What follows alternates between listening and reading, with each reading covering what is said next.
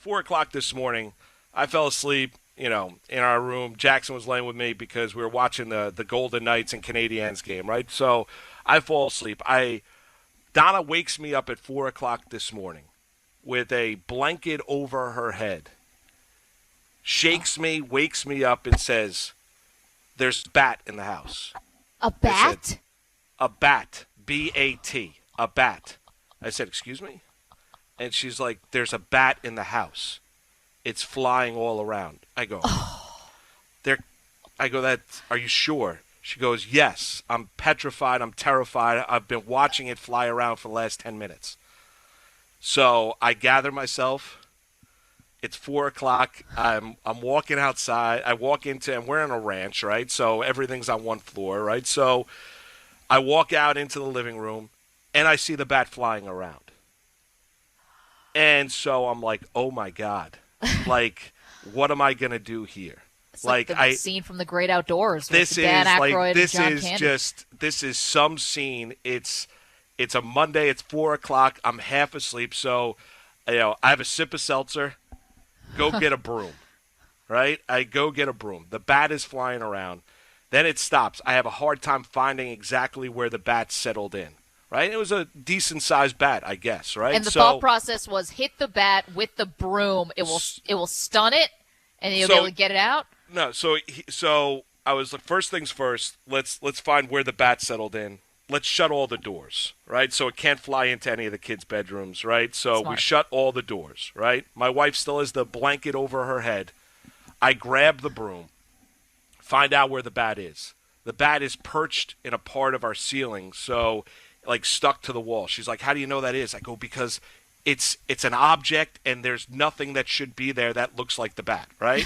It's dark in the house for the most part, right? I've got a flashlight out. So get up on a chair, go to try and hit the bat with the broom. The bat moves, comes straight for my head. I fall off the chair onto the ground. Oh, God. And now the bat is flying again all over the place. So I said, let's open up the doors. Let's see if we can get the bat out of the house safely. Right. We open up all the doors downstairs, the two sliders, the other doors. The bat starts circling around there, circling it, give it a good 5-6. It will not leave the house. So it's me or the bat. At that stage, it's, wow. I have to do what I need to do. So I take the broom, right? The bat is flying around me, and I start swinging at the bat like I'm Mickey Mantle. I was going to say, you got the Gary And Sanchez finally, I barrel the bat up, drill it, hits the wall, dead on contact, into the wall. And mind you, I understand. I'm an animal lover. I gave the bat every opportunity to leave the house. I've got 3 kids. I don't need the bat. I don't need to be calling. We don't need to. So the bat doesn't survive. Get the dustpan out. Put the bat into the dustpan. Throw it into the garbage. Take the garbage outside. In the span of me hitting the bat with the plastic broom, the broom snapped in 2. Donna sounded like, she said it felt like you were murdering something because it was me or the bat, and it was a nice-sized bat. So the bat is no longer. The bat is out of the house. That was from about 4 to 4:45 this morning. That scene was taking place at the Malusa's house. Wow. The bat is no. So now I'm calling pest control and people that handle bats this morning to see when they can come out and see if we have a bat issue up here in Stamford, Connecticut. Oh, wow. Honestly, you could have given me 1,000 guesses. I don't think I would have gotten to bat in the house of what went down at 4 o'clock in the morning. Wow. Well, that is a bummer. First, a couple questions, if I may. Yes. How did Donna realize the bat was in the house? It woke her up? Yeah, so last night, Donna was watching, like she fell asleep on the couch. So she was so your watching. wife Donna, right? Right, Yeah. correct. So Donna was watching Donna was watching the couch on the couch in the living room, watching one of Housewives or whatever she was watching last night. We Below wanted Deck, to watch the season hockey 6. game. We were watching the hockey game. I fell asleep. Donna fell asleep. Donna fell asleep on the couch. On the couch, but she woke up hearing the bat hitting the walls of our house. Yikes. Okay, so that answers my question. And then she notices, and then she's like, what's that sound? She thought maybe we had a mouse or a rat or something of that nature. Then she looks up and she sees the bat circling in our living room. Oh, And that's then scary. she throws the blanket on. She's literally crying when she comes to me because she's so petrified in fear. And she wakes me up and goes, Mark, we've got a bat in the house. I was like, okay. I go, how? I'm like, Usually the only thing that's going on is a bat in the like cage, do I you look know? like a man that could handle a Booger in the bat? nose. And literally, Maggie, like I must have taken about 30 swings at that bat before I finally made contact. Was hitting a pinata. Like, and I finally made Appreciate the contact old with school. the bat. I was sweating. The bat was dead. The bat was in the garbage. The garbage was outside. I go, I'll take care of that in the morning. I'm not going outside. If I go outside right now, I'd probably run into a black bear or a brown bear on my way to the garbage. I'm not doing that right now. Yeah. I survived that. The bat is out of the house. Wow. But that was this morning. I called my dad. I was like, Dad, you know what? Didn't we have like a bat issue when I was growing up in Rockland County? He goes, nah, never had a bat issue. Why? What happened? I told him the story. He goes, man, thank God you're okay. Then he's giving me a blow-by-blow. You should have worn gloves. Yeah. You should have worn a hat. Dad, I'm like, it's 4 o'clock in the morning. I'm half asleep. I'm swinging at this bat with a broom trying to knock it out cold to get it out of the house. Yeah, that it's always too like that moment when you're like, oh man, I'm gonna have to kill this thing, aren't I? And like that when you cross that line, you know, that's a tough line to cross because nobody wants to do that. You know, I gave it every opportunity to leave. I opened every door. I'm like, leave the house. I'm trying to guide it. Please just get out of the house. Just get out of the house. It would not leave. Do you have an idea It how it went got into in? the kitchen. It perched itself behind. I had to get up on another. I had to get up and basically knock it out so to keep it flying around. And then it became a point in time where it was like, listen, it's either me or the bat, right? The bat's got to go at some point in time. And I gave it every opportunity to leave, and it just would not leave. Well, Frank in Port Jefferson wants to chime in. I'm assuming these calls are going to be to tell you probably what you could have done. I'm sure I could have done a lot Frank of has different to things. say. Hi, Frank. Good morning, guys. Yeah, Moose, I hate to break it to you, but bats usually travel in twos, so you might have another boy. one. I'm sure there are. That's why. And yes, I was on the phone this morning after our show call with a bat specialist from the Hudson Valley who's going to be coming by the house tomorrow at 2:00 in the afternoon, and said, I just want to notify you guys that there are probably more, and you probably have had a bat problem for years and are just unaware of it. Well, I'm aware of it now. Yeah. And so he's like, we'll come by, we'll assess the problem, how big of an issue you have at your house, and then we'll rectify the issue. Wait, I'm they like, doing an great. autopsy on that bat? You know, bats carry diseases, obviously. Do they want the carcass? They do not, no. Okay. They did not No. ask for the carcass. A good tool is a fishing net. That's how I got rid of mine. I ran into my garage and looked for something to get it with, and that would have been a good idea, but I found a fishing net. Yeah, And a little you more can scoop humane. it up in the air. They get tangled up in the netting. I ran out to my driveway and started bashing it against the ground. And for any gosh. animal lovers, I love animals myself. You're in that situation, like Moose said, it's you with a bat. That's who's There's kids in the house. I'm not a fisherman, Frank. I don't have any fishing. My thing was a plastic broom. That was the best thing I had at that stage. Just in case.